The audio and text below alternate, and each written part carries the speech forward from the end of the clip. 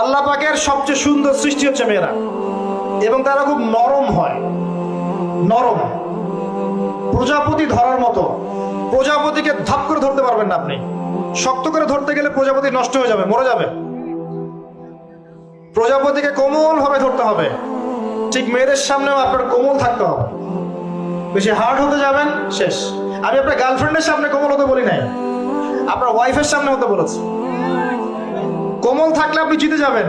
দেখবেন দুনিয়ার চিল্লা ফাল্লা করছে আপনার বাসায়, আপনি চুপচাপ আছেন পাহাড়ের মতো, কোমল আছেন। 5 মিনিট পর দেখবেন নিজেই ঠান্ডা হয়ে এসে বলছে আচ্ছা সরি, ভুল হয়ে গেছে। আর যদি আপনি চিল্লা ফাল্লার কাউন্টার দিতে যান, তাহলে দেখবেন সুটকেস গোছানো শেষ, বাবার বাড়ি চলে গেছে। ডিল করা খুব ডিফিকাল্ট। এখানে আপনাকে খুবই সবরের পরিচয় দিতে হবে। আল্লাহ পাক বোঝার তৌফিক দান।